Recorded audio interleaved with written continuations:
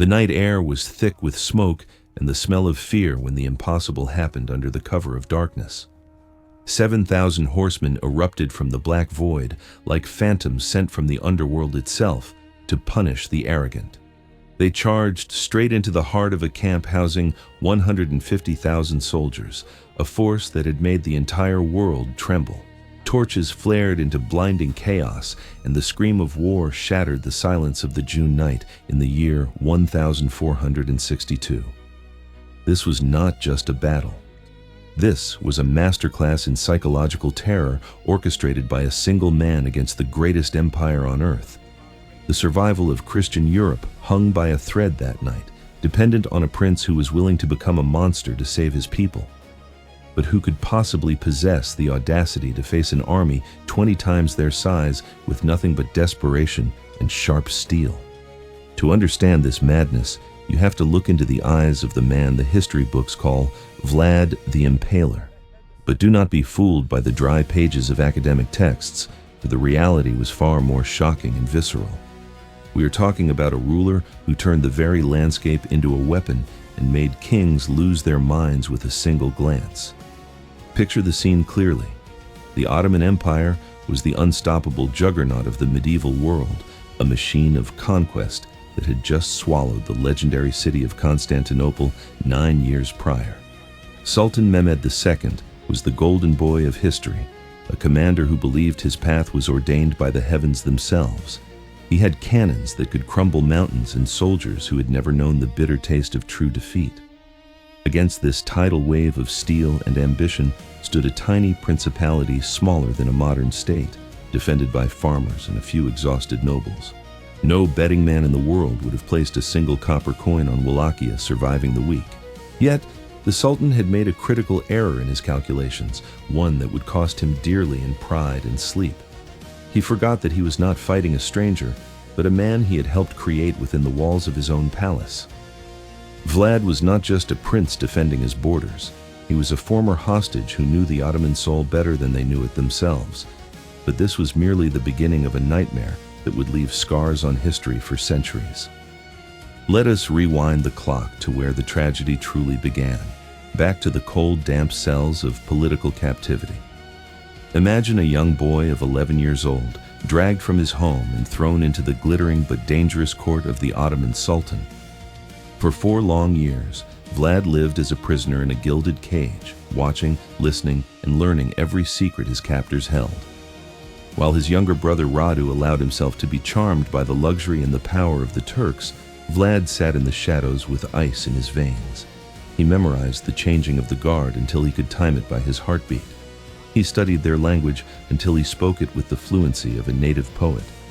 Every humiliation he endured was filed away in his mind, not as a memory of pain, but as a lesson in the dynamics of power and fear. He learned that mercy was a luxury for the weak, and that true control came from the absolute terror of the consequence.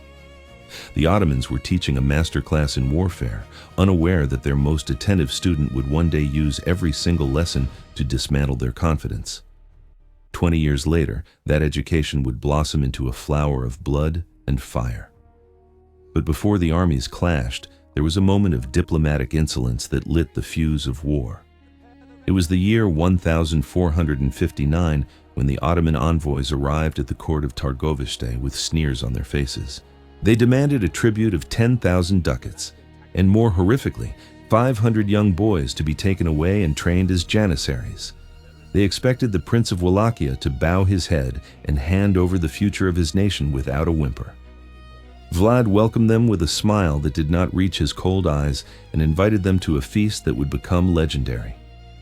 When the envoys refused to remove their turbans in his presence, citing their customs, Vlad offered to help them keep their traditions forever. He ordered his guards to fetch iron spikes and hammers, and right there in the throne room, the tragedy unfolded with brutal precision. The turbans were nailed directly to the heads of the screaming diplomats, a message sent in bone and iron that Wallachia was no longer a vassal state. It was a shocking display of defiance that left the royal court stunned and silent. The screaming lasted for hours, serving as a grim music that announced a new era of resistance. This was not random cruelty, as many lazy historians might suggest. It was a calculated signal designed to provoke a reaction that would force his own people to fight with their backs to the wall. But surely you might ask, was this not suicide to provoke the man who conquered Constantinople? Mehmed II was not a man who took insults lightly, especially from a ruler he considered beneath his notice. To the Sultan, Vlad was nothing more than a rebellious servant who needed to be disciplined and replaced with his obedient brother. Mehmed gathered his generals and prepared to swat this annoying insect with the full might of his empire. He did not know that he was walking into a trap set by a mind that viewed war as a canvas for horror. The Sultan expected a quick campaign, a few skirmishes, and a triumphant return home before the autumn leaves fell. The winter of 1461 brought the first signs that this would be no ordinary police action. Ottoman border patrols began to vanish into the thin air, leaving no trace behind but empty outposts and cold fires. Then came the reports that made the seasoned commanders in Constantinople shift uncomfortably in their silk chairs. Nearly 24,000 Turks and their sympathizers had been neutralized in a series of lightning raids across the Danube. Vlad was not just attacking, he was keeping score with a meticulousness that bordered on obsession. He wrote letters detailing the exact number of casualties, listing 23,884 fallen enemies. Bodies were discovered frozen in their beds or slumped over their watchtowers, struck down by a phantom force that struck and retreated before the alarm could be raised. The Impaler was everywhere and nowhere, a ghost haunting the borders of the great empire. It was a staggering display of guerrilla efficiency that defied all logical explanation. How could a tiny force inflict such massive damage on the superpower of the age? The answer lay in the asymmetry of the conflict and the terrifying resolve of the Wallachian prince. Wallachia was a buffer state with a population that barely reached 500,000 souls, while the Ottomans commanded millions across 3 continents. In a fair fight, the math was simple and the outcome was inevitable. But Vlad had decided long ago that he would not fight fair, for fairness was a concept for the graveyard. He was writing a new rulebook for warfare where psychology mattered more than sword arms. He understood that he could not win through strength, so he would have to win by turning the land itself into a hostile entity that rejected the invaders. Then came the moment that changed the course of history forever. Mehmed decided that he had seen enough of these insolent raids and chose to end this personally. When the spring thaw arrived, the Sultan assembled an army that defied the imagination of anyone who saw it. The force that crossed the Danube in May of 1462 was not just an army, but a moving city of steel and intent. Conservative estimates place the number at 100,000 men, while others whisper of figures reaching 300,000. It was a tide of humanity that drank rivers dry and stripped fields bare. 120 massive cannons rolled north, the very same beasts of bronze that had shattered the legendary walls of Constantinople. The ground shook as they moved, a rhythmic thumping that sounded like the heartbeat of doom approaching the Wallachian capital. The baggage train stretched for miles, a serpent of supply wagons and mobile workshops designed to sustain this juggernaut indefinitely. This was not a punitive expedition to slap a naughty prince on the wrist. This was a mission of total conquest and erasure. At the core of this terrifying force marched the Janissaries, the elite infantry taken as children and raised with no other purpose than war. They were 20,000 of the Sultan's finest, men who knew no fear and gave no quarter to any living soul. Backed by the Sipahi cavalry and waves of irregular troops, they were a force of nature that had never been stopped. Mehmed rode at their head, surrounded by his royal guard, fully expecting to crush the rebellion within a month. He was the conqueror, the man who had done the impossible, and he would not be halted by a minor prince with a penchant for wooden stakes. But here is where Vlad's education in the Ottoman court began to pay its terrible dividends. He knew that the rigid discipline of the Janissaries depended entirely on routine, order, and a clear chain of command. If you could disrupt that order, even the most elite troops became vulnerable to panic and confusion. Against this endless ocean of enemies, Vlad commanded perhaps 30,000 men. They were a motley crew of local militia armed with farming tools, boyar cavalry fighting for their estates, and mercenaries paid with promises of future glory. They had no massive cannons to answer the Sultan's fire. They had no siege engines to break fortified positions. All they had was a desperate knowledge of their own terrain and a commander who was willing to sacrifice everything to survive. Vlad knew that large armies were like massive beasts that required enormous amounts of food and water to keep moving. The Ottomans expected to live off the conquered land, taking grain and livestock from the villages they passed. So Vlad gave the order that would echo through history as the ultimate act of denial: burn everything. It was a command that broke the hearts of his own people, but it was obeyed with grim determination. Granaries went up in roaring flames, turning the harvest into useless ash. Wells were filled with rocks, filth, and animal carcasses, poisoning the water supply for miles around. Cattle were driven high into the mountains or slaughtered and left to rot in the sun. Every village in the path of the Ottoman advance became a ghost town, offering no shelter and no comfort to the invaders. The earth itself had turned hostile, greeting the conquerors with nothing but smoke and the stench of decay. This scorched earth policy was not just a tactical decision to deny supplies. It was a psychological weapon designed to hollow out the morale of the enemy soldiers. Vlad wanted the Ottomans hungry, thirsty, and constantly looking over their shoulders. He wanted them to wonder what kind of enemy would destroy their own livelihood rather than see it fall into foreign hands. But the physical hardship was only the first layer of the trap Vlad was laying. Then came the most diabolical part of his strategy, a move so dark it makes modern biological warfare look tame. Vlad had observed the hygiene of Ottoman camps during his years of captivity and knew how quickly disease could sweep through tight ranks. He sent his own kind of soldiers into the Ottoman lines, but they carried no swords or spears. These were the plague carriers, sick peasants dressed in stolen Ottoman clothing who spoke perfect Turkish. They slipped into the massive camp, sharing water, food, and stories with the unsuspecting soldiers. Within days, dysentery and fever began their invisible assault on the greatest army in the world.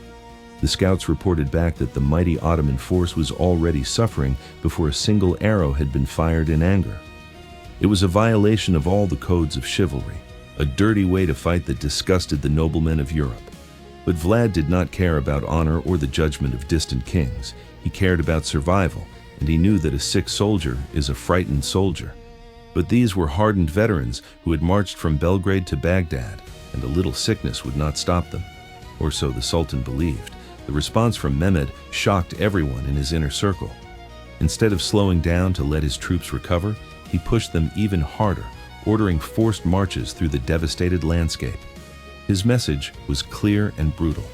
Wallachian resistance would be crushed through sheer momentum, regardless of the human cost.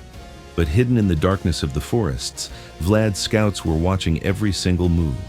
These were former hostages and spies who spoke Turkish like natives. They counted the tents, noted the positions of the officers, and memorized the routines of the guards.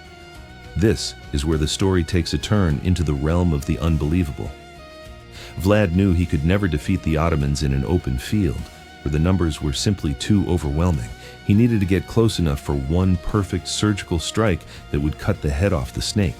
The planning began for something that defied all military logic, a direct assault on the Sultan himself. But first, he needed intelligence that could only come from the most reliable source imaginable. As Mehmed's massive army crossed into the heart of the country, they entered a landscape that had been transformed into hell itself. The first day in Wallachia taught the Ottomans exactly what kind of war they had stumbled into. The advanced guard found the first village completely empty, with doors swinging in the wind and an eerie silence hanging over the rooftops. The granaries stood as blackened shells, offering nothing to the hungry troops. The water from the wells made men gag with the smell of death. On the door of the Orthodox church, a message was carved in perfect Turkish. It read simply, "Welcome to our land. Leave while you can." By the third day, the pattern held firm, and the frustration among the troops began to boil over. Every settlement was abandoned, and every resource was destroyed or removed. The mighty Ottoman war machine, accustomed to feeding itself through the plunder of conquest, found only ash and absence. Soldiers began to grumble among themselves, asking where the inhabitants were and where the resistance was hiding. Then the night fell, and they learned the answer in the most terrifying way possible. Arrows whistled from the darkness, finding gaps in armor with supernatural accuracy. Sentries vanished without a sound, pulled into the bushes by unseen hands. Horses screamed as hidden pit traps swallowed entire cavalry patrols whole, breaking legs and necks in an instant. By the time dawn broke, dozens of men were dead or missing, but not a single enemy body could be found.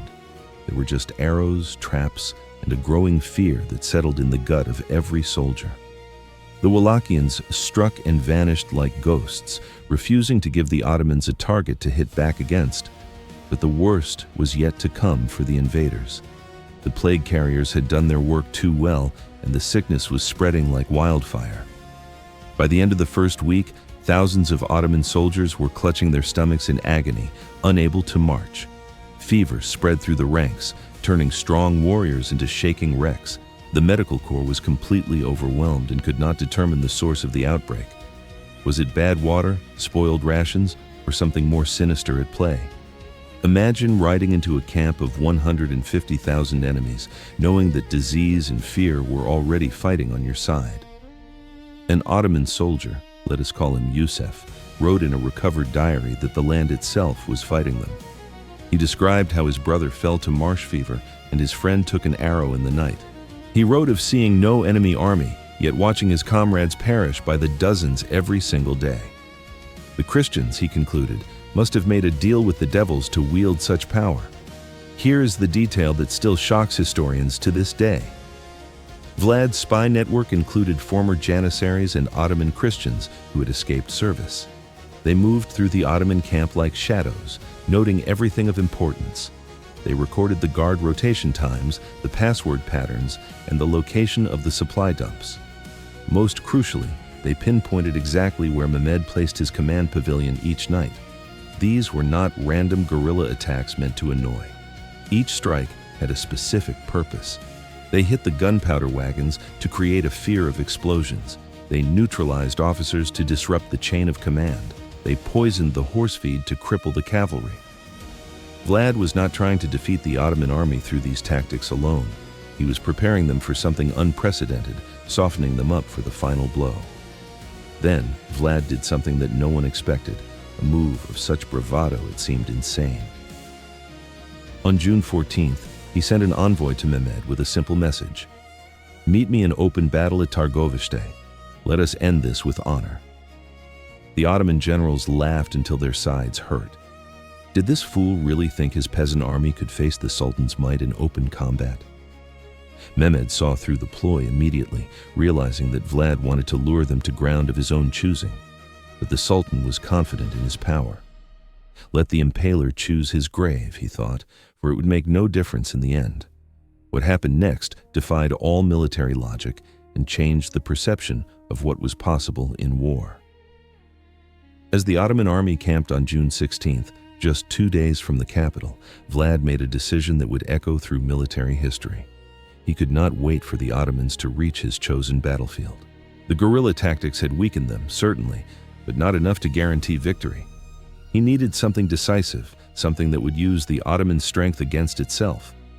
The Ottomans were about to learn what happens when you teach the art of war to your enemies. Vlad gathered his boyar cavalry, 7,000 horsemen who knew that this mission was likely a suicide run.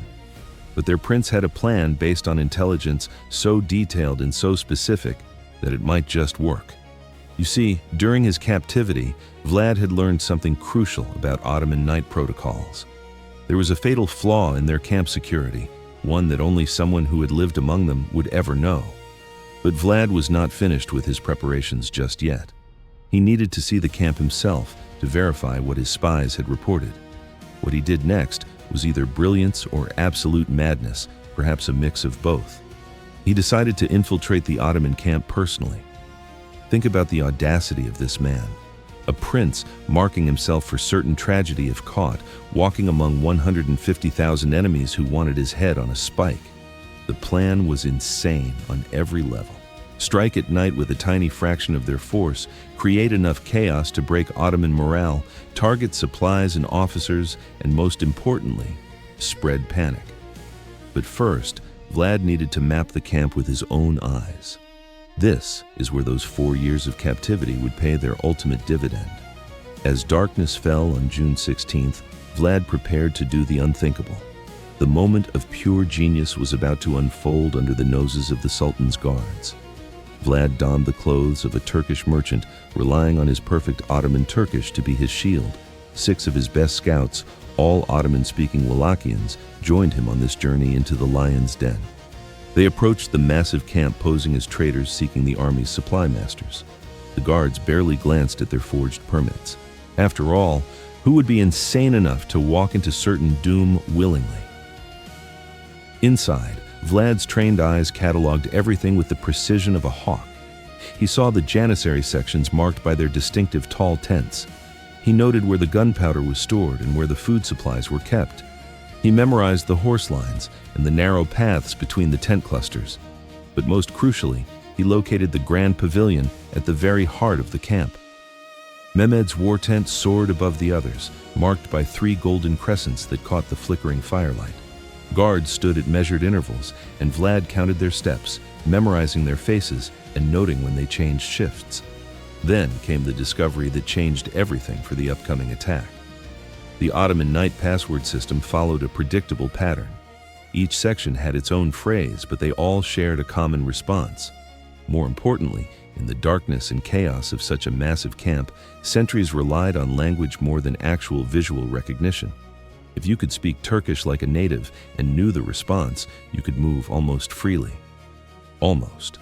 What Mehmed did not know was that Vlad had just solved the puzzle of attacking a force 5 times his size.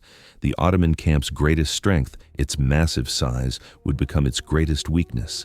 In daylight, organization and numbers made them invincible.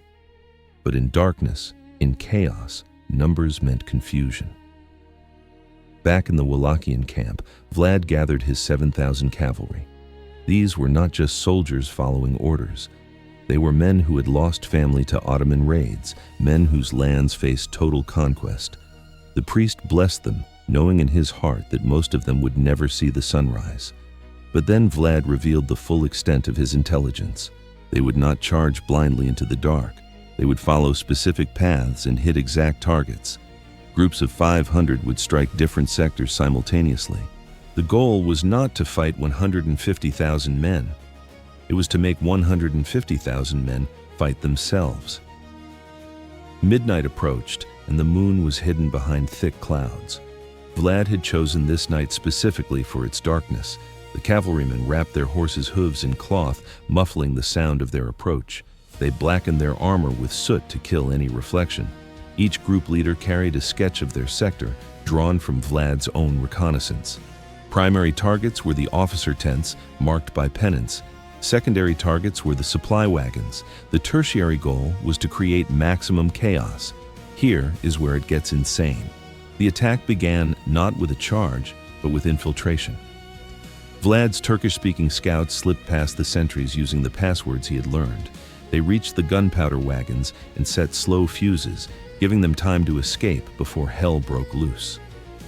Other infiltrators cut the horse tethers, loosened tent stakes, and scattered caltrops along the escape routes. Then, at exactly 1 in the morning, 7,000 horses erupted from 7 directions. The Ottoman perimeter guards met their tragic end before they could even sound the alarms.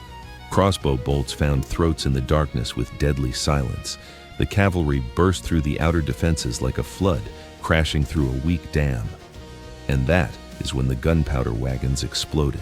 Fire and thunder shattered the night as massive fireballs climbed skyward, turning the pitch-black darkness into a hellish day for brief, terrifying moments before plunging the camp back into an even deeper shadow. Confused Ottomans stumbled from their tents, eyes wide with panic, directly into the path of Wallachian lances that appeared from nowhere. But here is the genius that separates a mere soldier from a master of psychological warfare. The attackers were screaming in perfect Turkish, shouting conflicting orders that tore the Ottoman discipline apart. "The Christians are in the east sector," one voice would roar, while another screamed, "Form ranks at the supply depot," and a third bellowed, "The Sultan is under attack." In the suffocating darkness, the Ottoman soldiers could not tell friend from foe, and hesitation became a fatal mistake. When they heard Turkish commands, they assumed they were listening to allies, lowering their guard for the split second it took for a tragedy to occur. When they saw shapes in Ottoman gear stolen from earlier raids, they paused, and that pause was all the Wallachians needed. Janissaries rushing to defend their sultan collided with Sipahi cavalry responding to different alarms, and in the chaos they started fighting each other. It was a nightmare of friendly fire where elite warriors struck down their own brothers in a frenzy of confusion. The screams in Turkish and Romanian mixed together to create an audio landscape of pure bedlam that no commander could control. Orders contradicted orders, and officers shouted commands only to be silenced by unseen blades in the smoke. Tents collapsed as their stakes were pulled by invisible hands, trapping men inside canvas tombs, while loose horses stampeded through the camp, adding the thunder of hooves to the symphony of destruction. The Wallachians had turned the orderly Ottoman camp into a death trap of its own making, proving that chaos is the great equalizer. But the true objective of this night was not just general destruction, it was a targeted strike at the head of the snake.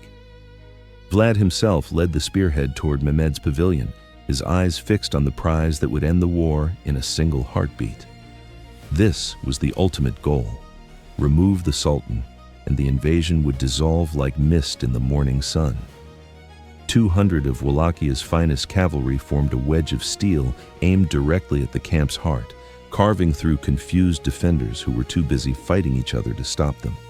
They were guided by the mental map Vlad had created, moving with a precision that seemed supernatural amidst the anarchy.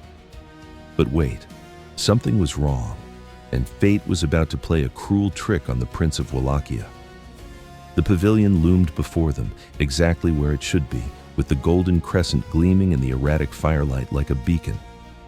Vlad's lance pierced the first guard, and his sword found the second, clearing the path to history. They burst into the tent, weapons ready to deliver the final blow to the conqueror of Constantinople. But instead of Mehmed, they found his Grand Vizier scrambling for his weapon in a panic. The Sultan had moved tents as a precaution, a habit from his old campaign days that saved his life and doomed thousands more to continued warfare. The moment of pure genius became a near disaster as the element of surprise evaporated in an instant. Janissaries, finally organized by the threat to their leadership, converged on the pavilion with a fury born of embarrassment. These elite troops did not panic like the conscripts. They formed a wall of discipline and steel that no cavalry force could break. Vlad had minutes, maybe less, before his small force would be overwhelmed and erased from history. He made the only choice that a sane commander could make. He sounded the retreat.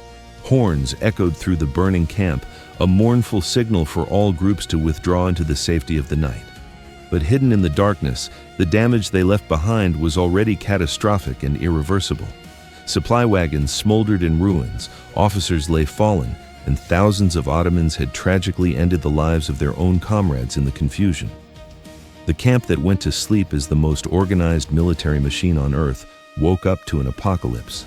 As the Wallachian cavalry melted back into the night like smoke, they left behind more than just physical destruction. They left a seed of doubt that would grow into a tree of terror. If 7,000 men could do this to the greatest army in the world, what would happen when they reached Vlad's chosen battlefield? Dawn revealed the terrible cost of the night's work. 15,000 Ottomans lay fallen, victims of Wallachian steel, fire, and the tragic mistakes of their own brothers. Hundreds of supply wagons were nothing but ash, and the medical corps, already overwhelmed by disease, now faced thousands of wounded men groaning in the morning light.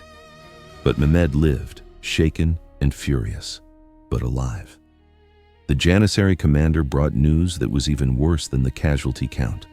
Among the fallen were dozens of senior officers, irreplaceable veterans who knew the logistics of managing such a massive force. What happened in those 3 hours would be debated in military academies for centuries to come. How did so few cause so much damage? The answer lay in psychological warfare perfected to an art form. Vlad had weaponized the Ottomans' own strengths against them. Their size became confusion, their discipline became tragedy when they could not identify the enemy, and their confidence became a deep, gnawing vulnerability. The Sultan's response shocked everyone who expected a retreat or a pause for recovery. Instead of pulling back to regroup, he ordered an immediate march to Târgoviște. Mehmed understood the game now. Vlad had hurt them badly, but he had failed in his main objective of ending the leadership. The Ottoman army still vastly outnumbered the Wallachians, and if they could force a conventional battle, the sheer weight of numbers would tell. Push through the pain, ignore the losses, and crush this troublesome prince once and for all. That was the order of the day. But Vlad had one more card to play, a card so dark it has stained his name forever. The night attack was never meant to defeat the Ottomans completely. It was meant to prepare them. It was designed to push them into a specific mental state of exhaustion, demoralization, and paranoia. As dawn broke and Vlad's cavalry disappeared, 15,000 Ottomans remained on the field, never to rise again. But the true horror, the masterpiece of fear, was waiting for them down the road. The march to Târgoviște became a procession of misery. Ottoman soldiers, exhausted from the lack of sleep and the terror of the night attack, stumbled through hostile terrain that offered no comfort. There was no rest, no respite, only the driving will of the Sultan pushing them forward. Mehmed knew that delay meant a different kind of defeat. Give the Wallachians time to regroup, and his army might dissolve from fear alone.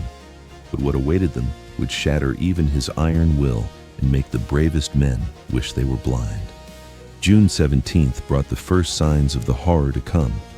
Ottoman scouts reported something strange ahead on the horizon, tall shapes that were too uniform to be trees and too silent to be a waiting army. As the main force crested the final hill before the capital, the lead element stopped so suddenly that the ranks behind them collided in a wave of confusion. Hardened veterans who had conquered cities from Belgrade to Baghdad stood frozen, their faces draining of all color. Some fell to their knees in prayer, while others turned away and retched violently. Before them stretched a forest, but it was not made of timber and leaves. It was a forest of the dead. 20,000 wooden poles rose from the earth in perfect geometric patterns, stretching for miles in every direction. And on each stake was a tragedy that defied description. In the sweltering summer heat, 20,000 bodies in various stages of decay created a stench that hit the army like a physical blow. The buzzing of millions of flies created an unholy drone, a sound that felt like the earth itself was moaning in pain. But the true genius of this horror lay in the details.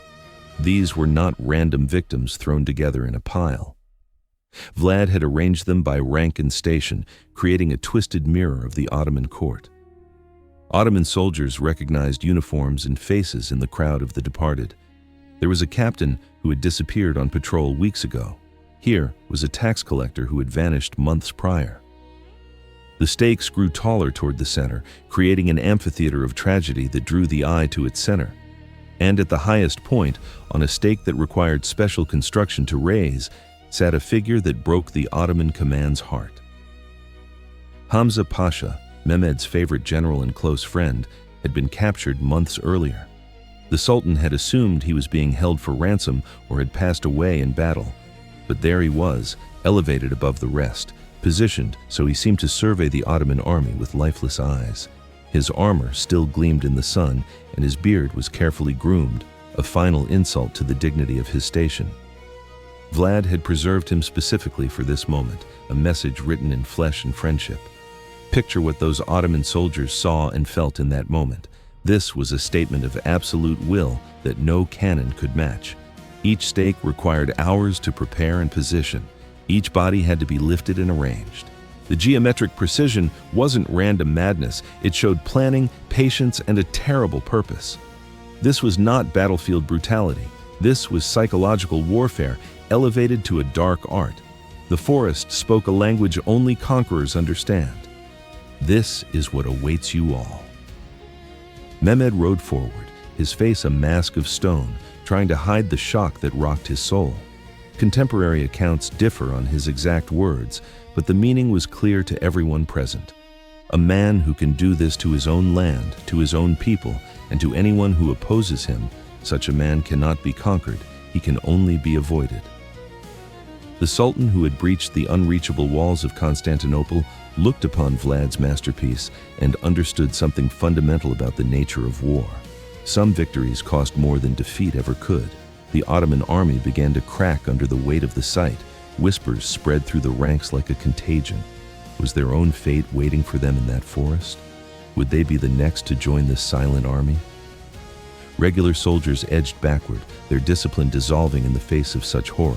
Even the janissaries, men bred for war, muttered prayers and looked for a way out. The image burned into every mind. 20,000 stakes, 20,000 warnings. And somewhere nearby, the man who had orchestrated this waited with his remaining forces, ready to add more timber to his forest. Then came the sight that broke the empire's will completely. Children's voices rose from the walls of Târgoviște, a church choir singing Orthodox hymns with pure angelic clarity. The contrast between the innocent songs and the field of tragedy created a cognitive dissonance that shattered morale instantly. Vlad had orchestrated even this detail, knowing how the juxtaposition of beauty and horror would affect minds already pushed to the breaking point. What happened next still disturbs historians who study the period. Mehmed II, the conqueror whose name made kings tremble in their castles, gave an order that shocked his entire command structure. Retreat. Not regroup, not probe for weakness, but a full retreat. The man who had conquered Constantinople turned his army around and walked away. His stated reason was simple. I cannot take the land from a man who does such things. Let him keep his throne. But witnesses said his eyes never left the figure of Hamza Pasha until it disappeared over the horizon. The retreat began as an ordered withdrawal, but quickly became something closer to a flight. Ottoman soldiers, convinced that Wallachian devils waited in every shadow, abandoned supplies and weapons in their haste to leave this cursed land. The mighty army that had entered Wallachia as proud conquerors left as psychological casualties, broken not by swords, but by fear. Behind them, Vlad's forest stood as a silent testimony to the triumph of will over numbers. But hidden in those stakes was one final message. The bodies were arranged not just by rank, but by origin. Turkish soldiers were placed here, Bulgarian allies there, and Serbian conscripts beyond. Vlad had shown he knew exactly who served in Mehmed's army, where they came from, and what would hurt the most. The precision terrified as much as the brutality. This wasn't madness, it was a method so cold it froze the blood. The aftermath revealed something even worse for the retreating forces. As Ottoman forces retreated, they found their path marked by new stakes and fresh tragedies. Stragglers who had fallen behind, scouts who had wandered too far, they were all found added to the collection. Vlad's 6,000 remaining cavalry harassed them constantly, adding to the forest one person at a time. The message was clear. The tragedy wouldn't stop at Târgoviște. In war, perception can be deadlier than swords, and Vlad had created the ultimate fortress, one built in his enemy's mind. Every Ottoman soldier who survived would tell the tale, spreading the infection of fear. Every future invasion force would remember the forest and hesitate. The greatest victory wasn't in the physical defeat of the army, but in the fear carried forward for generations. The man who conquered Constantinople turned his army around. But why? The full answer would only become clear as the implications rippled across Europe. Vlad had mastered something that changed warfare forever: psychological impact over physical destruction. Think about it for a moment. He never defeated the Ottoman army in a conventional battle. He couldn't. But he defeated their will to fight, which proved far more effective. The forest became a mental barrier more impenetrable than any castle wall or mountain range. Future Ottoman expeditions into Wallachia would remember Târgoviște and find reasons to campaign elsewhere. The strategic implications rippled across Europe, buying crucial time for Hungary, Poland, and the Habsburg lands to prepare their defenses. The Ottoman expansion into Europe slowed partly from this psychological check.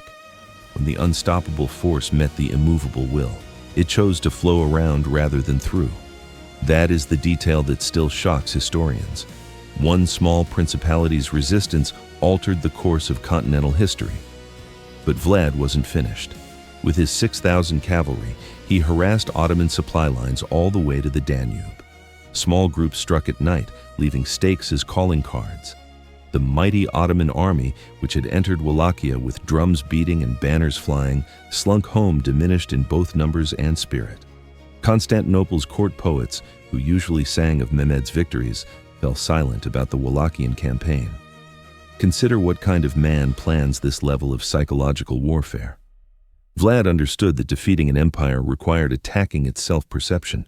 The Ottomans believed in their inevitable expansion, their divine right to rule the world. The Forest said otherwise. It declared that some men and some lands would rather create hell on earth than submit to a foreign power. That message resonated far beyond military strategy. The long-term impact on European-Ottoman relations proved significant. Future sultans approached Balkan campaigns with new caution. The possibility of another Vlad, another Forest, tempered their ambitions. Wallachia became known as a graveyard for invaders, its reputation protecting it as much as any army ever could. Sometimes the greatest fortress is the one built in your enemy's mind. And from this historical truth grew something unexpected: the Dracula legend. The man who had saved Christian Europe through psychological warfare became, through centuries of retelling, something supernatural. But the real story surpasses fiction in every way. Vlad Dracula didn't need vampiric powers or magic. His understanding of fear, his willingness to weaponize terror, and his ability to turn weakness into psychological strength proved more powerful than any myth. Remember, these weren't just soldiers who fell at Târgoviște. They were messages. Each one was carefully chosen and placed to tell a story of defiance. The precision in horror, the method in madness, that is what broke Mehmed. Not the brutality alone, but the intelligence behind it. When titans clash, the earth remembers, and the earth of Wallachia remembered in stakes and silent screams. 30,000 men had indeed defeated 150,000, not through strength, but through the understanding that terror itself could be a weapon. Vlad had learned in Ottoman captivity that empires run on confidence. Shatter that confidence, make the cost of victory too psychologically expensive, and even conquerors will retreat. The night when David didn't just defeat Goliath, but horrified him, echoes through history as proof that numbers don't determine outcomes. Will does, understanding does, and sometimes the willingness to become worse than your enemy does. History pivoted on a single wrong turn in the darkness when Vlad missed Mehmed's tent. Yet perhaps that failure ensured success. A fallen sultan would be replaced by an angry heir, but a traumatized sultan who ordered a retreat created a legend that protected Wallachia for generations. In the end, Mehmed learned that some men cannot be conquered. They can only be avoided, only feared, and only remembered in the nightmares of empires. This was the legacy of the Forest, a victory won not by the sword, but by the shadow of the dragon.